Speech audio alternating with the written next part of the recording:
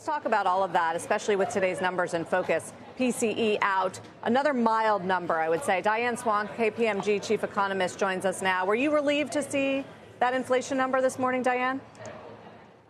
Well, this is exactly what the inflation number was expected to be. We had already the inputs from PPI and the Consumer Price Index, and this is exactly what the Fed expected to see as well. And that's most important, is that we're getting to a point in time where the year-over-year comps get much easier, and the momentum in inflation is going to show some signs of cooling. The question is, can it stay there? And that's what the Fed has also been warning about. We've even seen some Fed presidents hint at being cautious about the lessons of the 1970s, which of course were stagflation. Many of the effects, this is before any of the effects of recent policy changes come into play, and even tariffs take a while to actually be implemented. There is a gap between even the emergency use of tariffs that the president has used and when they actually show up out there, and I think that's important as well. The weakness in consumer spending, we saw that in retail sales, and it was really more due to the fact that we had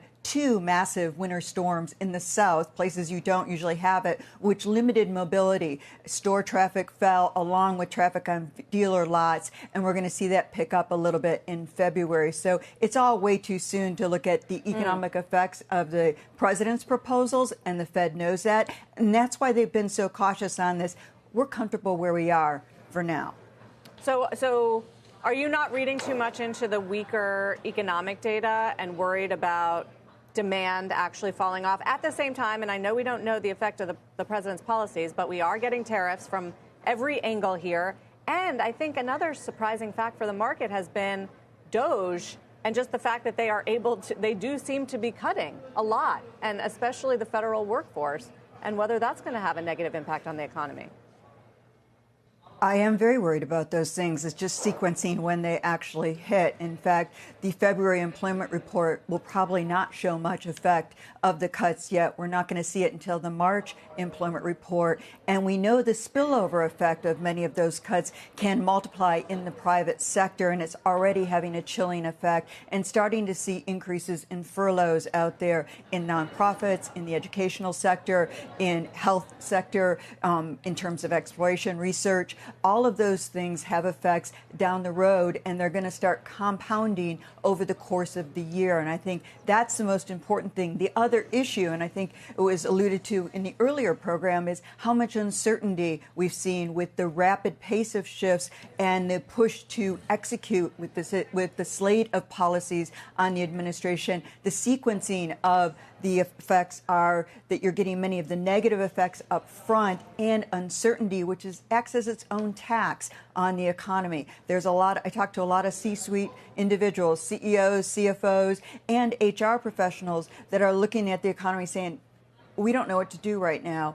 And that freezing, that sort of hesitation is a tax on the economy in and of itself. And that's something we're very concerned about in terms of economic growth going forward. Yeah, no, we definitely took note, Diane, of the layoff announcements yesterday from Autodesk and HP and Google, and there have been others in the last few days. The hiring freeze at Stanford announced yesterday. I do wonder, there has been some discussion this week about the break-even for jobs maybe moving into the 75K to 100 range. Where do you think that is right now, and would you be looking for this to result in a negative NFP print this year?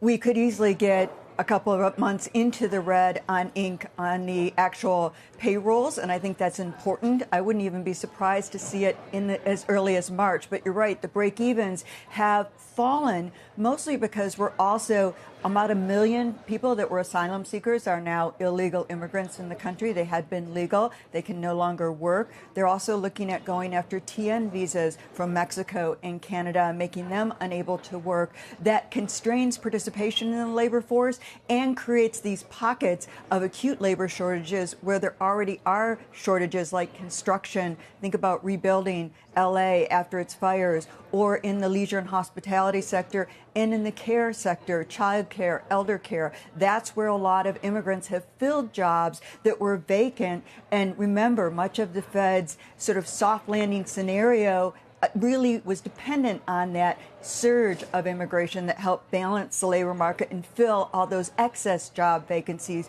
we had. Now, the reason people are worried about stagflation is you see it in the consumer confidence numbers. Yeah. They're worried about their jobs. At the same time, they're worried about higher inflation. Yep, well said. Thank you very much, Diane, for joining us on PCE Day. Diane Swonk. Thank you.